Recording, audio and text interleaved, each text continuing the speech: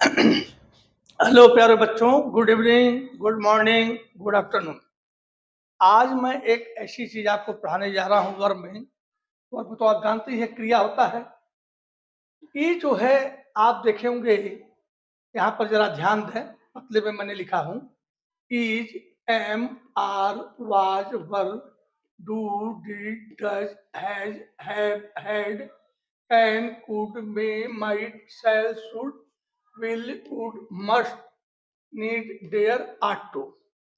ये जब आपको कभी ये अकेले आते हैं, इनके आगे कोई वर्ब नहीं होता है, तो या इनके खुद ये वर्ब की तरफ से आते हैं। मतलब कहने मतलब ये है कि ये क्या होते हैं और इनको हम कैसे पहचानें। तो देखो बेटा, सबसे पहले हम वर्ब की तरफ चलते हैं।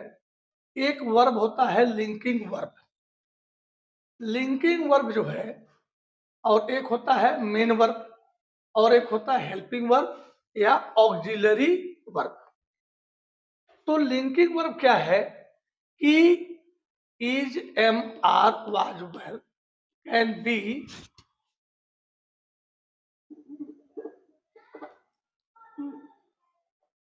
तो जो लिंकिंग वर्ब है वह जो है सब्जेक्ट, जो हमारा सब्जेक्ट होता है, बिना सब्जेक्ट के तो कोई टेंस बनेगा नहीं। तो एक सब्जेक्ट होगा, एक ऑब्जेक्ट होगा, एक वर्ब होगा। जैसे सब्जेक्ट होता है सबसे पहले, उसके बाद वर्ब होता है और फिर ऑब्जेक्ट होता है। तो सब्जेक्ट, वर्ब, ऑब्जेक्ट। तो कहीं कहीं आपने देखा होगा कि ही इज ए बॉय, और कहीं देखा होगा आपने ही इज गोइंग। यहां भी इज है और यहां भी इज है। इस इज को हम क्या कहें और इस इज को हम क्या कहें, तो इसी में हम आज पढ़ने जा रहे हैं लिंकिंग वर्ब। लिंकिंग वर्ब एक ऐसा वर्ब है जो लिंक मतलब जोड़ने का काम करता है, अपने जिसका अर्थ निकले, जोड़ने का काम करे, और जिसका अर्थ निकले कि वाकई में इसने जोड़ा है, लिंक किया है, तो उसको हम जो है, उस वर्ब को हम लिंकिंग वर्ब कहते हैं। जैसे इज, एम, आर, वाज, वर। तो अब यहां पर है कि इज, एम, आर, वाज, वर जो है। अब लिंकिंग वर्ब मैंने नीचे लिखा है सब्जेक्ट को कंप्लीमेंट से जोड़ती है। यह लिंकिंग वर्ब जो है सब्जेक्ट को कंप्लीमेंट से जोड़ती है। यहां पर आप देखिए सब्जेक्ट है, और अब हम कहीं लिख दें ही इज, तो इसका क्या मतलब होगा? वह है। तो इसका मतलब वह है, कुछ बात हमने छुपा ली है, इसके आगे कुछ बात होनी चाहिए, कोई शब्द होना चाहिए, तब तो टेंस पूरा होगा, वाक्य पूरा होगा। अब हम लिख देते हैं ही इज ए बॉय। अब हमने लिख दिया, तो ये जो है, ही जो है ये सब्जेक्ट हो गया, इज जो है आपका जो है वर्ब हो गया। यही वर्ब जो है लिंकिंग वर्ब कहती है, क्योंकि लिंकिंग वर्ब किसी नाउन या एडजेक्टिव से सब्जेक्ट को जोड़ती है। यहाँ बॉय जो है मतलब नाउन है, यहाँ हम लिख दें ही इज अ गुड, वह एक अच्छा है। तो यहाँ पूरा कर लीजिए, ही इज ए गुड बॉय। तो ये जो गुड है ये आपका एडजेक्टिव है, बॉय जो है नाउन है। या हॉर्स इज ब्लैक, घोड़ा काला है।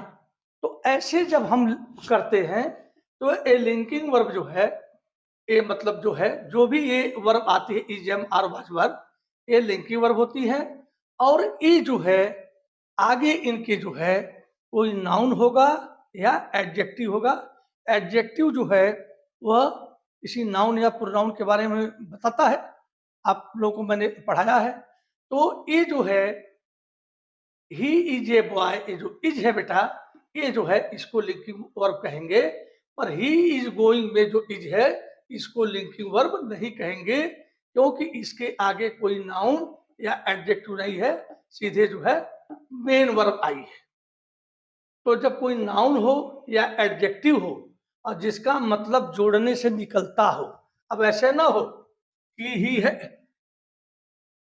ही हैज ए कार, ये भी एक है, तो उसके पास एक कार है, इसका कोई मतलब नहीं निकलता है।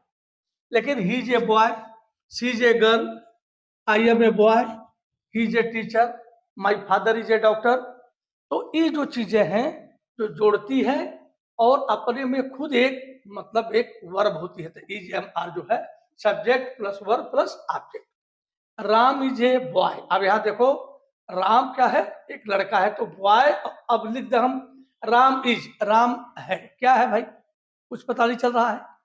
तो कॉम्प्लीमेंट इनको जो है कॉम्प्लीमेंट से जोड़ती है, कॉम्प्लीमेंट मतलब पूरक, कि आगे कोई शब्द होना चाहिए, नहीं तो उसका कोई मतलब नहीं निकलेगा। तो इसके आगे जो बॉय है ये इसका कॉम्प्लीमेंट है, राम का कॉम्प्लीमेंट है, तब यह सेंटेंस बनता है राम एक लड़का है। सीता इज ए गर्ल, अब सीता इज हम लिख दें, आगे ना लिखे, इसको हम मिटा देते हैं।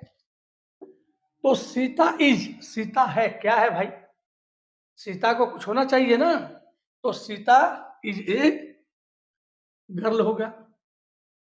तो जब सीता एक लड़की हो गई तो ये पूरा हो गया। My brother is a teacher, मेरा भाई इज, ये आवाज कर दे, बार बार की जा रहा है तो हम जो है आवाज कर देते हैं। माई ब्रदर वाज, मेरा भाई था, क्या था भाई, तो ए टीचर एक अध्यापक था।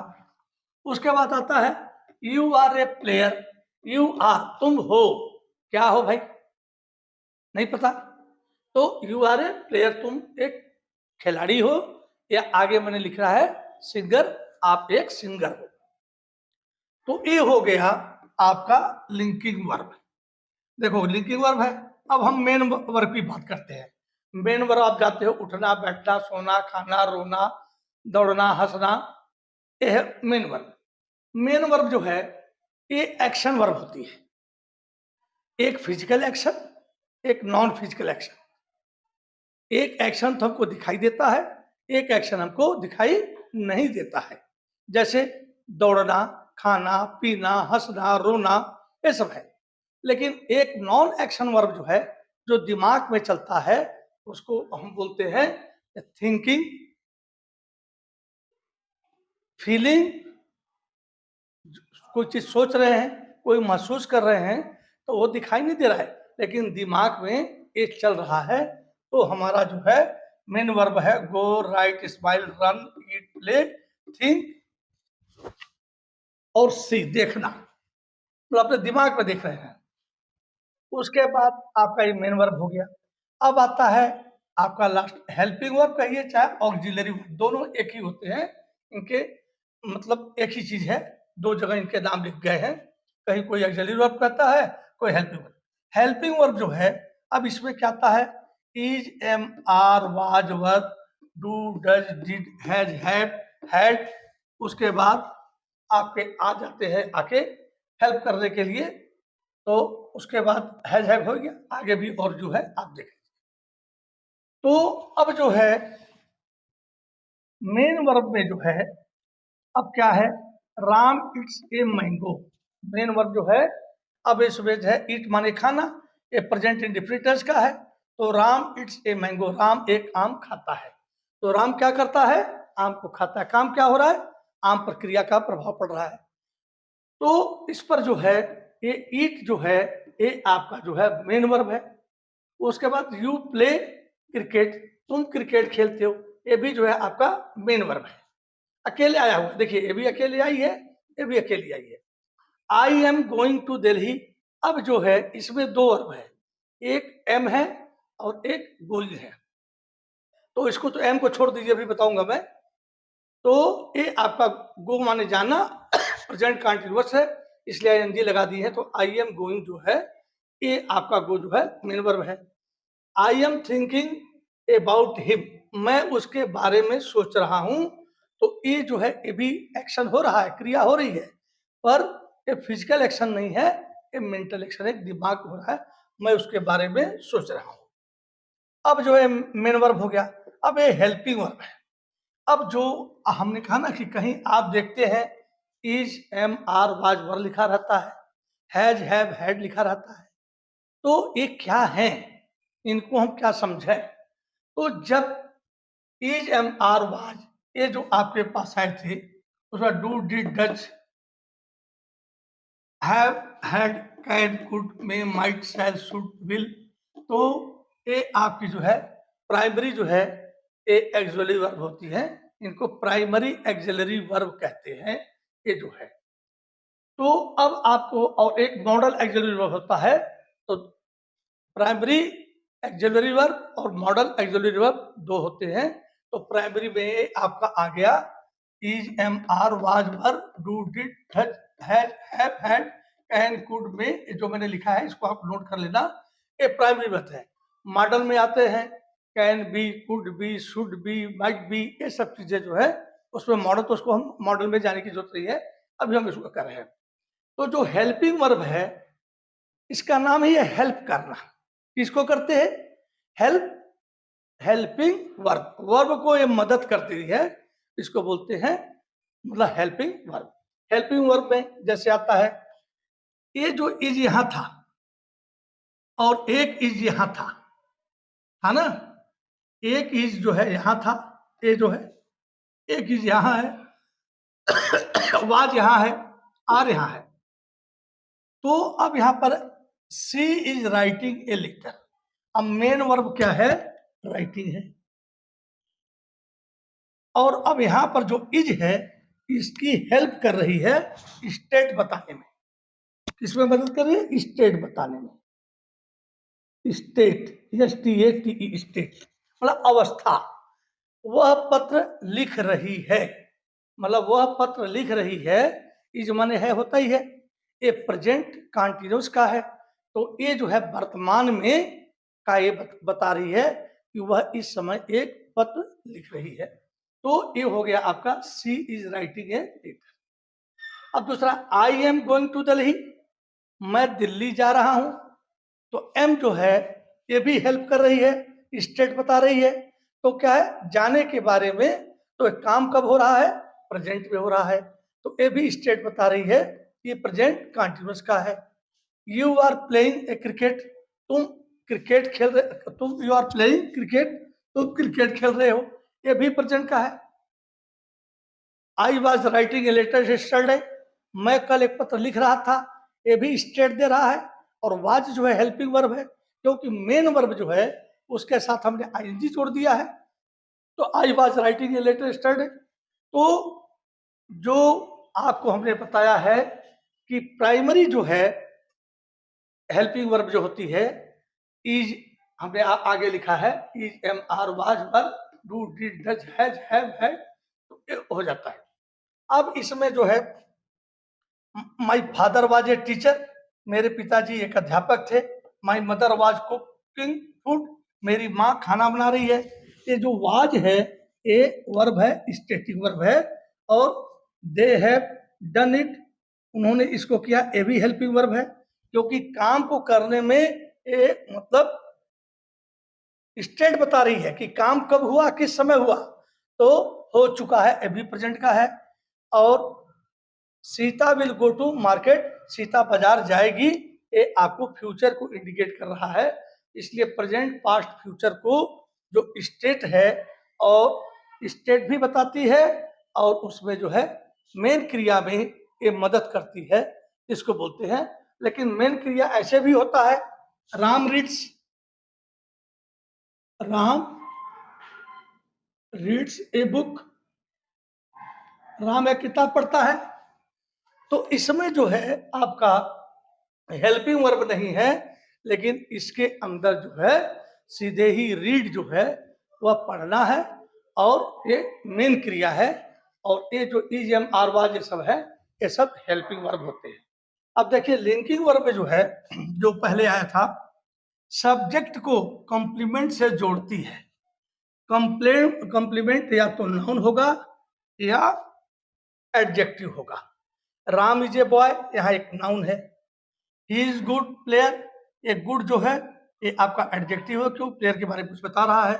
द हॉर्स इज ब्लैक, घोड़ा काला है, घोड़ा कैसा है, घोड़े के बारे में बता रहा है, तो ब्लैक है, काला है।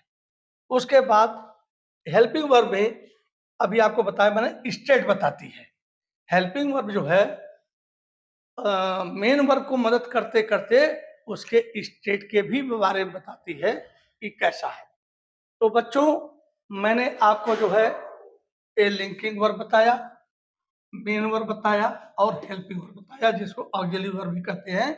तो जहां भी आप देखते हैं इज एम आर लिखा है, और इज एम आर जो है जब वो लिंकिंग का काम करती है तो अपने में भी एक वर्ब ही होती है, मेन वर्ब की तरह से होती है, और इसको कहते हैं।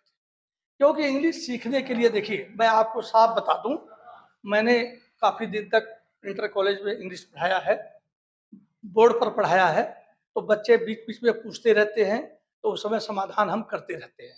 लेकिन इस समय हम वीडियो बना रहे हैं, आपको ऑनलाइन पढ़ा रहे हैं, तो आप कोई प्रश्न तो पूछ नहीं रहे हैं। तो जो भी आपको इसमें शंका होता है कमेंट्स बॉक्स में लिख करके आप हमसे पूछिए। और देखिए आपको बता दूं कि जितना आप सब्सक्राइब करेंगे, जितना आप लाइक करेंगे, जितना आप शेयर करेंगे, उतना ही हमें जो है मोटिवेशन मिलेगा, मेरे अंदर उत्साह आएगा, मैं और अच्छे से अच्छे आपको सिखाऊंगा। बहुत से लड़के अभी वीडियो बना रहा हूँ, कहीं 62 है, अभी 28 हमारे सब्सक्राइबर हैं, व्यू जो है 62, 65, 70, 80 तक है, और अभी एक वीडियो बना 6-7 दिन हो गया, उसमें 34-35 है। तो कितनी भी अच्छी पिक्चर क्यों न हो, मूवी हो, जब तक उसमें देखने वाले ज्यादा नहीं होंगे तो इसका मतलब है कि मूवी ठीक नहीं। तो यदि आप लोगों को मेरा पढ़ाई अच्छा लगता है तो आप इसको सब्सक्राइब, शेयर और लाइक कीजिए। इससे डरने की जरूरत नहीं है, कुछ न कुछ तो आपको सीखने को मिलेगा ही, क्योंकि लिखा रहता है ही is a boy, he is going.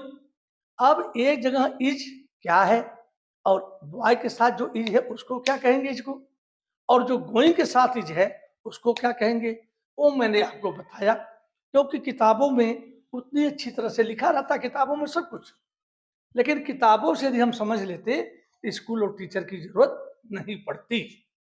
तो इसमें एक इंग्लिश है, इंग्लिश कोई बहुत बड़ा हुआ नहीं है, एक भाषा है। देखो हम हिंदी भाषी हैं, पूरा हिंदी हम लोग बोल लेते हैं, हम लोग को कोई प्रॉब्लम नहीं है। लेकिन समस्या कब आती है बेटा, जब हम दूसरे राज्य में जाते हैं। अब दूसरे राज्य में जा करके जो है हम जब हिंदी बोलते हैं, और जब तमिलनाडु में आप जाओगे तो तमिलनाडु वाले जो है हिंदी वालों से बहुत नफरत करते हैं। मैंने आपको बताया है कि मैं सेना में भी रहा हूँ, मेडिकल कोर में, मैं मद्रास में था। तो जब हम पूछते थे कि भाई टमाटर क्या रेट है, तो वह 5 रुपए में यदि मद्रासी बेच रहा होता था तो हमको सीधे बोलता था 10 रुपए है। तो मैंने 10 तक की गिनती उस मद्रास में सी, पंड, रोड, नाल, एट, एंज, अंज, पत्रुबा, ये सब जो है उनके शब्द हैं 1, 2, 3, 4 के, और नरंड, मुन, नाल, ऐसे करके। तो मैंने सीखा। तो जब मैं सब्जी लेने जाता था तो चिल्ला रहा है, तो अंज अंज कह रहा है, मतलब 5-5 कह रहा है, तो 1-1 कह रहा है, तो मन का 1 आ गया, तो हमें ठगना नहीं पड़ता था। तो अंग्रेजी यदि आप जानते हैं तो आप विदेशों में, अपने देशों में, साउथ इंडिया में या कहीं भी कंपटीशन के लिए आप एग्जाम दे रहे हैं, उसको समझ सकते हैं, परीक्षा को लिख सकते हैं, एक अच्छे पोस्ट को प्राप्त कर सकते हैं। ये कोई बहुत बड़ी चीज़ नहीं है। जैसे हम लोग हिंदी फटाफट बोल रहे हैं, हमारी जो है इंग्लिश जो है मातृभाषा नहीं है, इसलिए हमें बोलने में प्रॉब्लम होता है, तो हमको सीखना पड़ता है।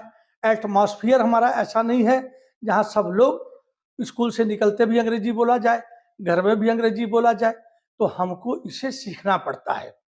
अब एक छोटी सी बात आपको बता दूं, एक बंगाली भाई थे, बहुत बड़े सन 80 में, वो नहा रहे थे, बंगाली को हिंदी उसमें नहीं आती थी, और 24 साल वो नौकरी कर लिया था फौज में, रिटायर होने वाला था। वो नहा रहा था, कह रहा है देखो मैं कितनी अच्छी नहा रही हूँ। हमारा जो है ये एक आदमी 24 साल नौकरी करके मैं नहा रहा हूं नहीं, कह रहा देखो मैं नहा रही हूं खूब साबुन लगा लगा के, तो उसकी हिंदी कमजोर है। उसी तरह से हमारे नॉर्थ इंडिया वालों की इंग्लिश कमजोर है, लेकिन कोई कमजोर नहीं होता है। कमजोरी तो है ही नहीं मेरे दोस्तों, मेरे बच्चों। बस कमजोरी हमारी है अपने दिमाग में, अपनी आत्मा में, अपने दिल में। आप पबजी गेम खेल लेते हो, वीडियो मेकर आप वीडियो बना लेते हो, आप साइकिल चला लेते हो, तो ये कौन सी बड़ी बात है? 26 letter A to Z, A E I O U से मात्रा लगता है। टेंस कितने हैं? 12 हैं, मतलब 3 वो हैं और उनके 4-4 भाग हैं। उसके बाद जो है आपके जो है मॉडल्स कुछ टेंस आ जाते हैं, तो उसमें कोई बड़ी बात नहीं। एक विद्या है, एक लैंग्वेज है, इसको आप सीख लेंगे, डॉक्टर, इंजीनियर, बाहर विदेशों में प्रोफेसर जो भी चाहे आप बन सकते हैं। लेकिन प्रोफेसर बनने के लिए तो अंग्रेजी आनी चाहिए यूनिवर्सिटी का। ये नहीं कि आप हिंदी जानते हैं, अंग्रेजी बिल्कुल नहीं जानते, तो कोई मतलब नहीं है। बहुत से लड़के इंग्लिश मीडियम पढ़ते हैं। मैं जब पढ़ता था पोस्ट ग्रेजुएट कॉलेज में, तो इंटर तक तो इंग्लिश मीडियम में पढ़े, हम लोग हिंदी मीडियम पढ़ते थे। जब वो आए तो उनके बहुत से शब्द जो है हिंदी में मास्टर साहब पढ़ाते थे, तो उनको समझ में नहीं आता था। तो इसलिए आपको इसको सीखने में आप कमेंट्स करके पूछो ना मुझसे, मैं बताऊंगा। मेरा नंबर है, ये देखो, 9026111876। इस नंबर पर आप हमको कॉल कीजिए या कमेंट्स में वो लिख दीजिए। सबसे बढ़िया है कि आपका भी टाइम नहीं लगेगा, फट से कमेंट्स में लिखिए, मेरे पास आ जाएगा, मैं तुरंत रिटर्न में उसका उत्तर दे दूंगा। हो सके तो अपना फोन नंबर लिख देना। फोन नंबर लिख दोगे तो मुझे मुंह से बताना होगा, तो मैं मुंह से बोल करके आपको समझा दूंगा। तो अब हम इसको तो हमने आपको पढ़ा दिया। अभी एक ग्रामर और मेरे ख्याल से रह गया है, लेकिन उसको अभी छोड़ता हूं और मैं आपको जरा ट्रांसलेशन के ऊपर ले चलता हूं। तो ट्रांसलेशन में आपको बता रहा हूं कि क्या है, उसको कैसे शुरू किया जाए, क्योंकि ट्रांसलेशन जो है बहुत ही इंपॉर्टेंट है बेटा, और उसी से आप बोल सकते हैं और लिख सकते हैं, समझ सकते हैं, और जो भी है करना है आप कर सकते हैं, कोई ऐसी प्रॉब्लम नहीं है। तो इसका मैं मोबाइल नंबर दोबारा लिख देता हूँ, 9026111876। ये मेरा मोबाइल नंबर है। आपका कोई पैसा नहीं लगना है। अभी देखिए टेंस जो होते हैं, हम लोग अमूमन पढ़ते हैं टेंस, प्रेजेंट, पास्ट और फ्यूचर। यहां आ जाता है इंडेफिनिट, यहां भी वही है इंडेफिनिट, और यहां भी जो है इंडेफिनिट है। यहां हो जाता है, हम लोग पढ़ते हैं कॉन्टिन्यूअस,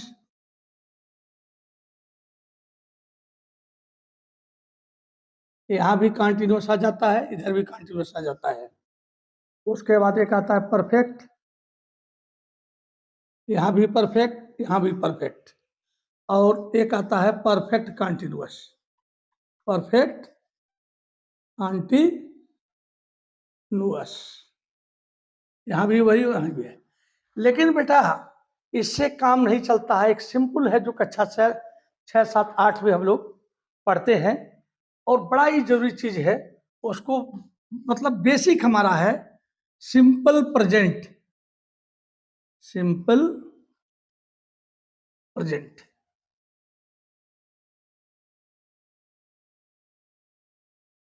उसी तरह सिंपल जो है, सिंपल पास्ट, और तीसरा है सिंपल फ्यूचर।